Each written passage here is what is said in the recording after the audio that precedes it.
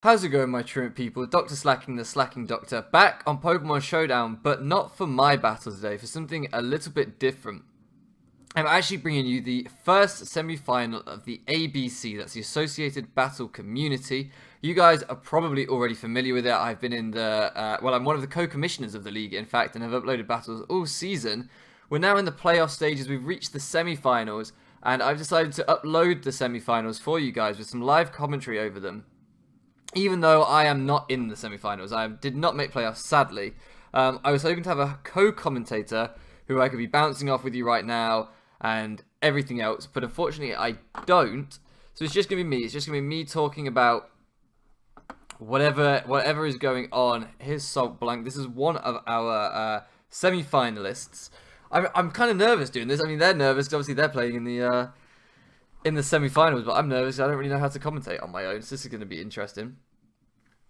Our semi-finalists are Pointblanke and the one guy. Both of these guys are actually really, really good guys, really nice guys. Both had really impressive records during the season. I wish I could remember more of their teams right now. I wish I had more of a team preview for you guys, but they're about to jump into battle. What I do know is that Pointblanke's team is very, very bulky. He has things like his Celesteela, his Goodra, his Eviolite Clefairy he's put in work with. And I think it was the Eviolite Clefairy, if I remember right, which gave him, or was his most effective mon against the one guy in their regular season battle, where I believe he beat the one guy. The one guy's team, his major offensive threat is Kieran Black. Any team with Kieran Black, obviously that's going to be its biggest threat more than likely. But he does... here we go. Okay, it's ready now. But he does have some other threats, so we can actually see the teams now. He has brought the Kieran Black, he's brought the Victini, which is another problem, and then he's brought quite a lot of bulk with the Umbreon, the Rotom Wash, fairly bulky Mon, Slurpuff, obviously different sets now. I hope he hasn't brought Sticky Webs, because that would technically be illegal, so that would be somewhat awkward.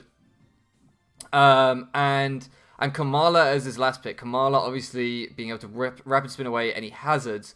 Looking at Pointblanke's team, the team that we can see closer to us here, I haven't moved the mouse. This is Pointblanke's team here. It doesn't look like he's got a whole lot of hazards set up. I mean, Clefairy and Mesprit, I believe, are both his rockers. But that's it, really, I think. It's, you know, he's not got a Sticky Web Mon, or he's not got a Spike Mon, Toxic Spike, nothing like that. So, I'm intrigued about the Kamala pick. I guess it's his only hazard removal, unless Rotom. I think Rotom only gets defog in the new games, which means technically it's illegal for this season, I think. I'm not 100% sure on that. See, this is where I need a co-commentator. I need someone to tell me, oh no, that is true, or no, that isn't true. But I'm guessing that's why he's brought the Kamala. Devious Ditto is here. Hi YouTube. Who else have we got? We've got the Fox in here with us. We've got 2-Bit Crow in here with us. The enigmatic man himself, 2-Bit Crow. No one quite knows who he is, but he's here. Free plugs galore from the one guy. Exactly. Both the one guy and Pointblanke run YouTube channels. If I remember, I will put their YouTube channels in the description. I don't think I'll forget. So, turn one. Are we getting any information? No, we're not. It naturally outspeeds, but we just get standard pivot lead and hazards. That's pretty normal, to be honest. If you want to see Blank in an FFA, check out my channel. That's right, Pointblanke was in a free-for-all over on Devious Ditto's channel. Free-for-all I was supposed to be in, incidentally, but unfortunately, I was staying away from home, and I couldn't get my 3DS on the hotel Wi-Fi. But, regardless, it's an easy pivot, really, into the Umbreon off the lead here for the one guy. Kind of face down this Mesprit instantly. I think Mesprit gets moves like Dazzling Gleam, but I don't think it particularly wants to stay in and take whatever Umbreon wants to fire out. Goes to Toxic, obviously expecting a switch. Had Pointblanke gone into the Celesteela, that could have been interesting. But I don't know exactly what his plan is for this Umbreon. I wonder if he could have set up with the Celesteela potentially on the Umbreon as he came in on the Toxic for free. That could have been interesting. Manbear Pig here, the Emboar, I guess, puts immediate pressure with something like a close combat, would do a huge amount to Umbreon, potentially OHKOing it. I'm not entirely sure if it would pick up the KO, but it would do a lot. I don't think Umbreon particularly wants to take a close combat. Goes for the Protect, presumably to scout. So we see Flare Blitz. He's going to get some toxic damage as well, thanks to the Protect. If this thing is choiced, which the Emboar may well be choice banded, choice scarfed, Rotom might be a safe bring in here. We do see that. Oh, that did a lot. That did a lot. I wonder if this thing is banded rather than scarfed, because that did a lot. That did an awful lot. Did 68%. Wow. Plus rocks damage. Laundry has taken a huge hit. Rotom Wash has taken a huge hit. I wonder how bulky Rotom Wash is as well. To take that much? I'm curious now. Is it banded or... I would expect it to be scarfed. If I was facing it off against an Emboar, I would usually just assume scarf. But then what does it really want to outspeed? Kieran, maybe? Goodra eats that. And this is the problem. This is already we're seeing here with the one guy. The problem that he's going to come up against with Pointblanke's team that everyone has had this season is it is so fat. It is such a bulky team. Between Celesteela, Goodra, Zapdos, and Clefairy, they are walls. All four of them. He can switch into most hits and tank them. He's really, really comfortable being able to just soak up hits, eat them up. Emboar isn't even frail by any stretch. And, you know, Mesprit, I guess, can take a couple of hits. It's not of the Lake Trio. It's not a particularly, you know, it's not Uxie. It's not one that wants to take a lot of hits. But it still can take a hit. So, he was very, his draft, I guess, centered around bulky. But I want to say bulky offense, but I think it's just not passive bulk. Like, it's bulky, but it can just wear down an opponent. And as you saw with Emboar there, really put on some offensive pressure with 1 or 2 mons. You know, something like Clefairy, for example, isn't going to put on huge offensive pressure, but at the same time, Kieran doesn't want to take a Moonblast from it. So it's that kind of balance of having bulk, but not just being completely passive. The true Aussie, the one guy here representing his nature and being a little bit patriotic with the Kamala. I never really thought about it like that, but he is our only Australian in the league. Our only member from the Southern Hemisphere, I believe.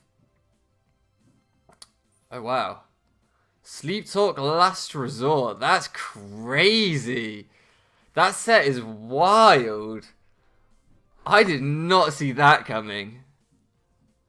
Okay, so for those of you that are confused right now, which is fair enough, Sleep Talk is a move that you use when you're asleep. And it randomly selects any other move that you have out of the 4.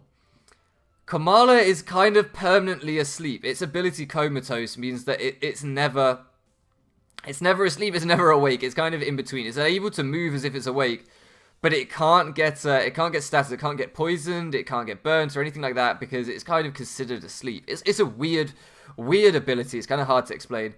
But that means, I guess, that he can use Sleep Talk and then fire off a huge Last Resort. I don't know what Last Resort's base power is off the top of my head, but it's pretty high. Last Resort being the move which I think you have to use every other move first before you can use it. So common Last Resort sets are things like Lopunny, Fake Out, Last Resort. You get your Fake Out priority, you get a flinch, and then you can spam Last Resort, powerful normal stab. So it has a pretty huge base power. I'm guessing on this set, by using Sleep Talk, the only move it can select is Last Resort, and you have already used all of your moves up by using Sleep Talk, if that makes sense. You've already selected it once, so I'm not exactly sure how that works, the mechanics of it, but it's a really interesting set. A really, really interesting set.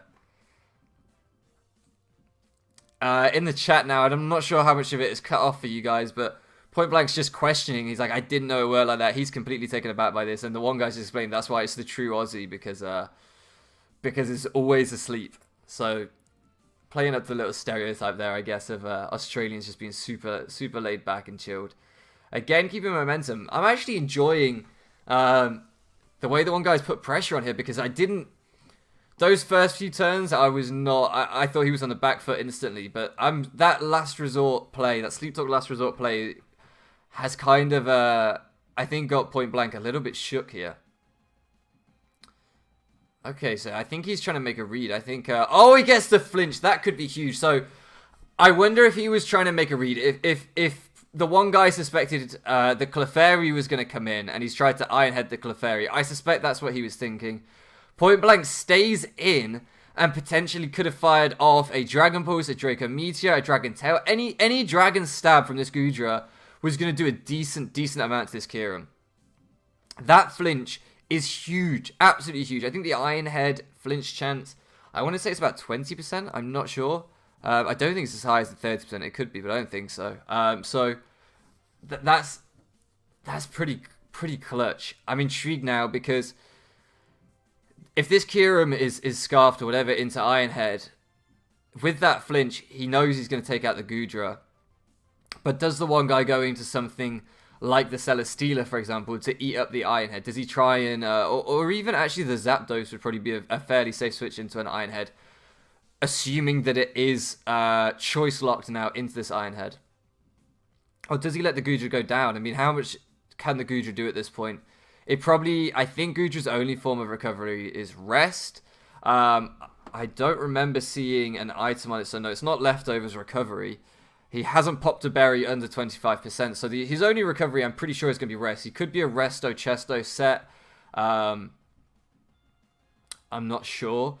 So he's got to be thinking, is it worth taking damage on anything else? Or does he just... Okay, so there's actually a switch from the one guy here. Interesting.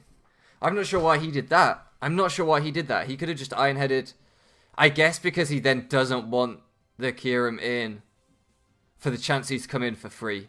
I think he's thinking one step ahead. He's thinking, okay, so if I take out the Gudra here, if he sacks the Gudra, Clefairy comes in, and that's a problem. We've got disconnected. So he's maybe just thinking positioning. He's maybe thinking ahead, getting the Slurpuff in, knowing that it was going to be a... Oh, the one guy left. I thought we disconnected. The one guy's... internet can be a little bit dodgy, so he obviously DC'd there. Wow, this is crazy. So, I mean, I'm guessing that's why he's brought the Slurpuff in. He's brought the Slurpuff in because he's thinking, okay, I don't want to be trapped in with this Kieran, choice locked, potentially, and he can bring something else in for free, and I've then got to switch. If he can get the Slurpuff in for free here, and instantly pressure the Gudra, take it out just the same or whatever, preserve his Kieran, that's probably what he's thinking. I suspect that's what he's thinking. Similarly, if he suspects that the Gudra has nothing to hit this Slurpuff, he could go for a Belly Drum right now if he's an offensive Slurpuff set. I think that's the most likely thing, that it is offensive Slurpuff. So we see the Citrus pop. Do we see the Belly Drum? We do see the Belly Drum. So that's what he's thinking. He's thinking, okay, I get the Slurpuff in for free. I can take anything from this pudding, this Gudra, and I can fire off a Belly Drum. I'm not sure how good that is with the Emboar still around. I guess it's neutral to the Emboar, actually. Celesteela's still here. I'm not sure. I'm not sure if he's set up too early here. I'm not sure. Oh, and the Gooey speed drop could be interesting. That could be... I'm sure, unless I'm missing a trick here, I'm sure Celesteela just comes in and destroys this thing. I don't see why Celesteela can't come in and take this thing out, especially with the speed drop, because max speed at 267. I'm trying to figure out maths in my head now with a -1 speed. Oh god, here we go. Let me try and do some maths. Is he going to be down to about 150-ish? 150-ish? I'm not exactly sure. How is it? Yeah, so it's times by 0.67. So it's over a half. About 150-ish, I think. I think he's going to be about 150-ish now. Celesteela, I think, will outspeed that. So I don't understand... I don't know. I'm slightly confused by this play still. Unless he forgot about Gooey. Unless he forgot. Because we have seen the Gooey previously. We've seen it here on the U-turn. And I think we saw it somewhere else as well. I guess it didn't trigger on... Yeah, it did trigger on the Iron Head. So he's had kind of 2 chances to see the Gooey pop. Ah, maybe that's why he switched the Kieran out. Maybe that's why. Maybe with the speed drop on the Kieran, with the Gooey speed drop, Kieran no longer outsped. I was kind of just working on the assumption he was choice scarfed. So even with the speed drop, I just assumed he outsped the Gudra. But it may well be that he's not choice scarfed on the Kieran, and he feared the Gudra outspeeding and Draco meteoring, so that's why he switched into Slurpuff. That would make a lot of sense. I think that's probably the most likely. So that's actually really good information for Point Blank. If he now can kind of suspect that the Kirim isn't Scarf, I don't think Scarf Kirim's that necessary in this matchup. When you look at the two teams, Point Blank's draft is fairly slow, so I do feel like Scarf Kirim would be maybe overkill. It's just me assuming that because I know Scarf Kirim was brought against me. I know Scarf Kirim works very well. So I just kind of went down that route with my assumptions. Maybe I'm wrong there, and that kind of explains a lot. Interesting now, Man Bear Pigs fired off the Sucker Punch, so we see the Slurpuff go down. I'm guessing Point Blank wasn't confident that he could outspeed this thing with his other mons, so getting priority was just necessary for him. I really believe that Zapdos or Celesteela or one of these things should have outsped and been able to take the Slurpuff out from that range. I really think it should have been able to at -1 speed, but I guess he's playing it safe. If he knows the Sucker Punch guarantees to take it out of that range, just playing it safe and using a priority move, knowing the Slurpuff doesn't have priority is not so silly.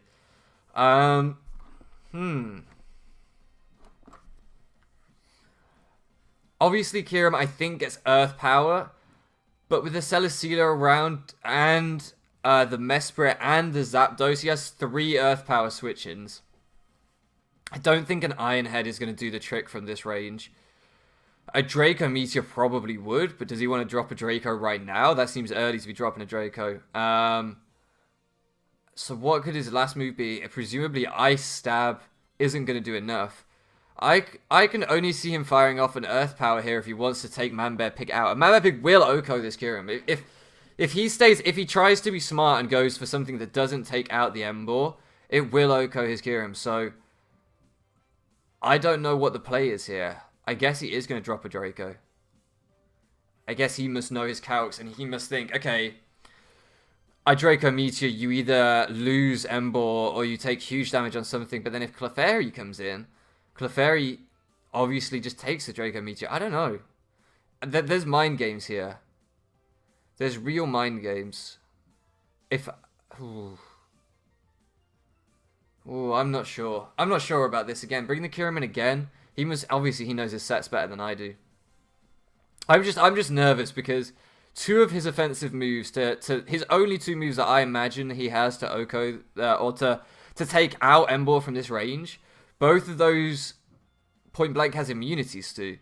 So it's almost a 50-50 chance, does he make the right prediction and fire off the right move to take out whatever's coming in? I don't know. I don't know about that. It's an interesting play. When Rotom potentially could have just come in, and I guess with 20% actually you wouldn't want to bring Rotom in thinking about it. I mean, Zen Headbutt. Okay, so he just goes for the Dragon Claw. He doesn't have Draco Meteor, so I guess that's what he's thinking. He could fire off a Dragon Claw. 39% isn't really enough. I don't know what Mesprit has. I imagine it gets Focus Blast. I don't know. I'm just guessing that.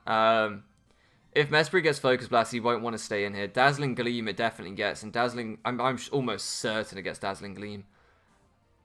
And that probably would take the Kirim out from this range. Probably would. Unless it's Assault Vest, to be fair. But I imagine it would do around 50%. Non-stab, sure. And Kirim has decent natural bulk. I mean, I'm guessing. If you guys know me, if you're familiar with the channel, you know I run calcs on everything because I don't trust my my guesses. So take everything I'm saying with a pinch of salt. But I'm not sure the one guy wants to stay in, especially because if he stays in and he does take a Dazzling Gleam from this Mesprit, he almost certainly, even if he takes it, he can't switch back in on rocks, I'm sure. So he would then be stuck in. Ooh. Ooh. Okay. That turn was crazy. Healing Wish into Celesteela seems really unnecessary to me. I would have thought he would have gone to the Emboar but then I'm working on the assumption that his Celesteela has Roost. But he had the Celesteela in against the Umbreon earlier, didn't he? Okay, so now he's going for the setup. Now he is going for the setup. Did we see this face off earlier? No, we didn't. No, we didn't. Okay, that's fine then. For some reason, I thought we saw this face up and he hadn't tried to set up. Oh, his Healing Wish is going to be wasted unless he pulls something out to take out this Umbreon now.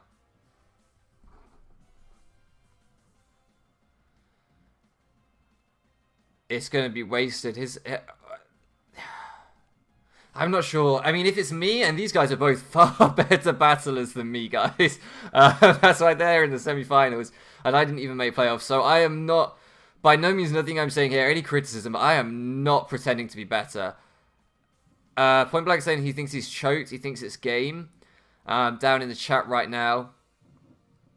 I don't think it's game. I don't think it's game at all. I think that's an overstatement. He needs to keep his head a little bit, I would say, at this point, and not get too frustrated. Because I don't think it's game. I think he has choked a little, but there's still room to make this up. If this Celesteela has... Ooh, I don't know. I don't know what it could have, honestly, to take out this Umbreon. I don't think a Heavy Slam is going to do enough, and I imagine that's his best move. He looks like he's physical with the Flame Charge. The one guy is now replying to him saying, I think there's a chance for you to win. There definitely is. There definitely is. There's always a chance when you have, you know, Zapdos and Clefairy are still at full health, and they put in decent amount of work against the one guy's team. Umbreon, Rotom, and Kyurem all potentially lose to the Clefairy, potentially. So it's certainly not game. This is really interesting. This is a really interesting face-off. I think he has to let the Celesteela go down. Unless he just goes into Clefairy. I mean, he could just go into Clefairy, eat the foul play, but the Healing Wish into the Celesteela suggests he doesn't have recovery on it. He doesn't have Roost. And if he doesn't have Roost, at this point, why preserve the Celesteela? What is it going to outspeed? Nothing. What is it going to take out? Nothing. Rotom beats it. Kyurem probably can take it out from this range. Kamala definitely can. We've already seen the damage it can do with Last Resort. So, and Victini certainly would. So realistically, why preserve the Celesteela unless it has recovery? And if it had recovery, why Healing Wish? This is the thing that I'm slightly confused about. You know, Leech Seed isn't enough recovery by any means. I don't think... He has revealed the Heavy Slam, actually. I didn't realize that. I don't think it's going to be Heavy Slam, Flame Charge, Leech Seed, Roost. So...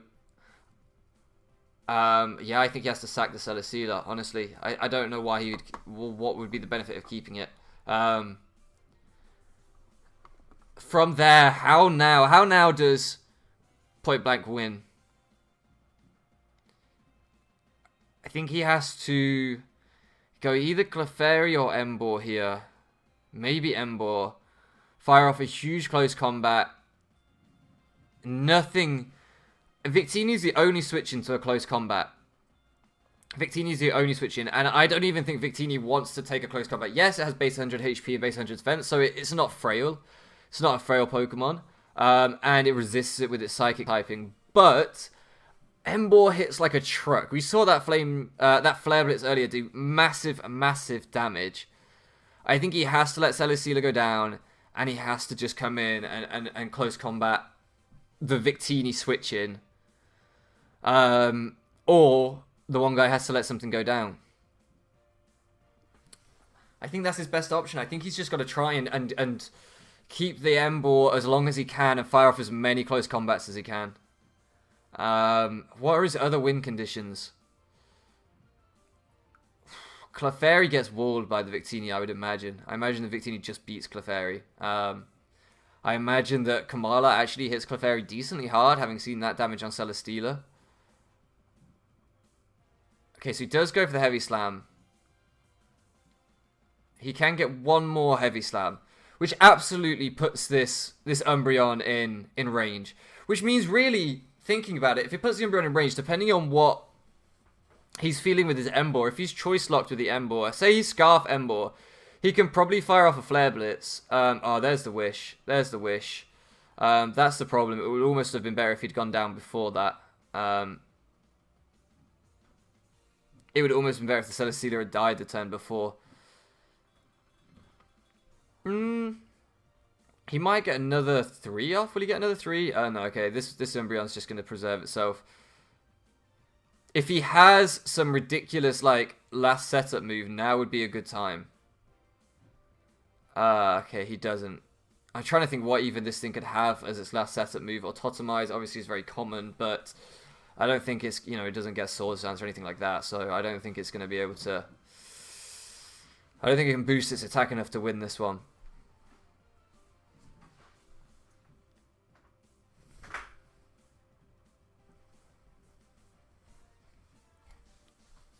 Yeah, I think he's going to get stalled out. I don't see him... The Leech Seed recovery at the minute is actually helping him a lot, but he's going to get stalled out of heavy slams, and that's obviously what he's thinking as well. He's obviously conscious of that himself, so he's going for the flame charges now.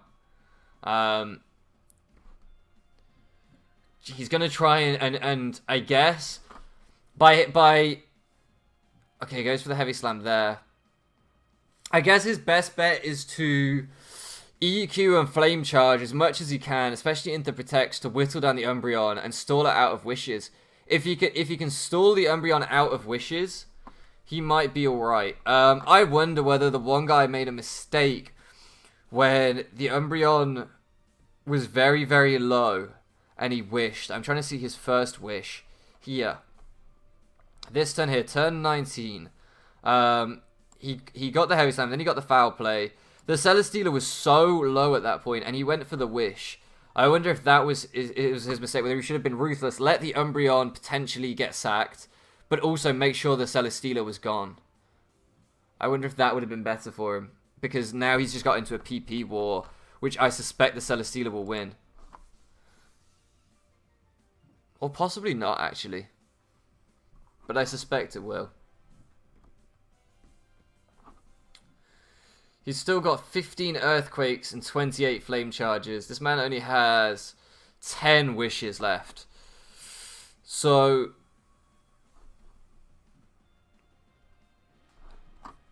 Oh,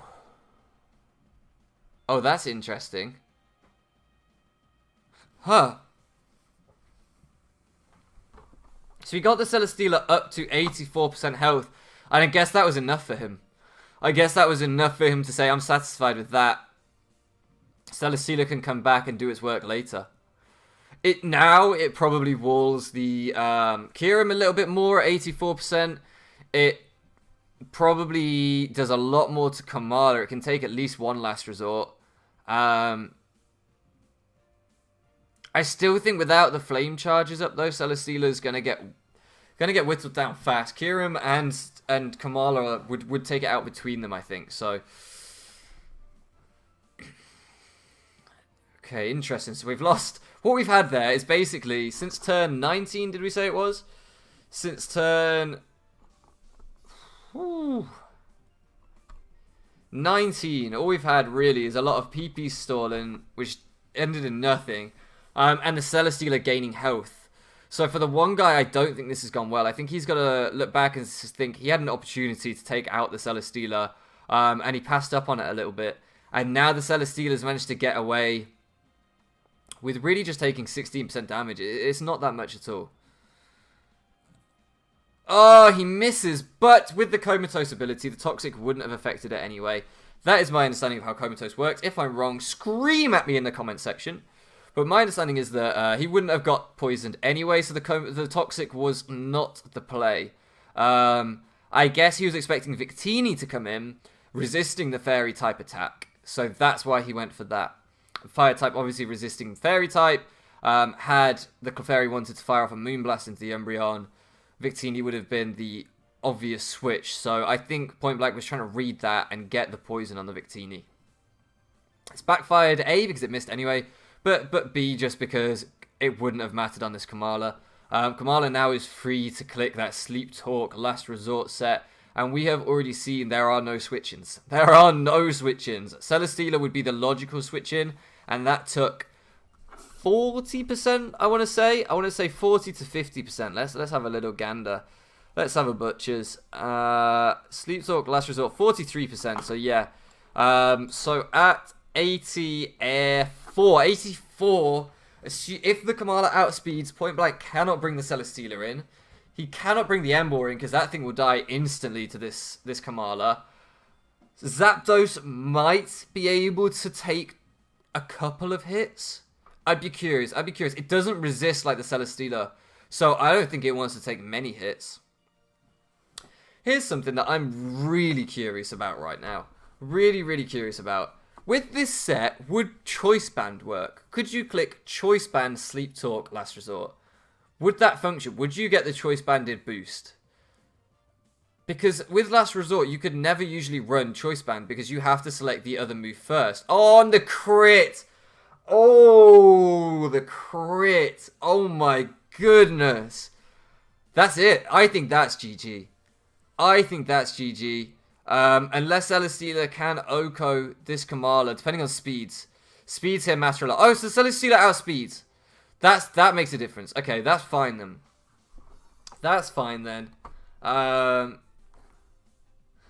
That makes it a more interesting match now. When he gets the defense boost on the Celesteela, this thing will take it out though. A V create or a blue flare. Ockerberry. Oh, and it lives 1! That's wild! The 4% live with the Ockerberry. Whoo! It is going to die now, but that's wild. That's wild. Ah, and he's now going to presumably... Is he going to try and stall it out? No. Okay. He clicks close combat. If he's scarfed... Superpower. I'm not sure if that's good. Because he is going to take the superpower drops your attack and defense by 1 stage. Which means he is going to lose 1 attack stage when he connects. Ooh. That was a good play. I think Point maybe predicted that with the switch, and that was an excellent switch. If this Embor is... Oh. Okay, so we see the Zapdos outspeed. I think that might be game. Because I don't think this is living a superpower. I don't think Umbreon is living a superpower. I've declared game so many times already. He's got to have gone for an offensive move here. No. If he had foul played there and it had done enough, which I don't think it would have, he might have had a chance. Oh, this is crucial. Does he go for... Oh, man. I'm assuming a superpower Okos. Yeah, that Okos. Yeah, that Okos. I was going to say, if he could live 1, Wish, and Protect, the Toxic probably would have taken the Embor out. But GG to both players there. That was awesome. That was so good. I'm so happy that the first semi-final we have was such a good match. Oh, my goodness. So just going back over that, because the end was fast. The end was real fast. Let's just go back and analyze. I hope you guys don't mind me doing this. It's as much... because I want to learn from these guys. You know, these guys are both great battlers, so I want to learn from them too. But the Toxic miss ended up being inconsequential, really, because of the crit onto the Clefairy. Then Trump Tower came back in and heavy slammed the... I think this was crucial. I think when Celesteela outsped Kamala, that was huge, because Kamala would have done... in the 2 turns it lived, it would have taken out the Celesteela. So that would have been really interesting. But obviously, had it been faster, it would have had to run less bulk, and it then maybe wouldn't have been able to take the heavy slam and live the way it did. So I guess that's swings and roundabouts there. Although him getting the flame charge wasn't that... that wasn't that consequential either, because the Victini's still outspared. It was the Ockerberry. The Ockerberry live on the blue flare, I think, was the crucial moment in this match. I think that was so crucial. Anyway, guys, we're going to end it here. We're going to call it a day. Thank you so much for joining me. And thank you so much to both battlers for letting me do this. I think the one guy will upload this, I would imagine. And Pointblanke may well upload it too. So if you want to see their commentary, what they made of the battle, then definitely go and check their channels out. As I said, they will both linked down in the description. And congrats to Pointblanke on his win, really. It was a great win, a great performance, and fully deserved. I mean, I believe he topped the league at the end of the season, so a deserving finalist for sure, a very worthy finalist making the finals here. And he will face either Socrates, one of the outright favourites to win this. Socrates is an awesome battler, has proven all season that he's a great battler, definitely one of the favourites to win it. Or he will face Dreadful Dragonite, the rookie, the man who had never, to my knowledge, been on Showdown before joining our league. Before joining the ABC, we said this man, we do everything on Showdown, and he was like, what's Showdown? He had never been on it. And he is now in the semi-finals. I will be back with that video too, if I can. Hopefully I will have a guest. It might be post-com if they play at a ridiculous time and I'm asleep. But hopefully I can do live commentary with a guest, probably Nico, aka Pokemon Trainer Hakeem, my fellow co-commissioner. And that will be super fun. So anyway, I really am going to end it now, guys. Thank you so much for loafing around with me and everyone else. And I will catch you again next time.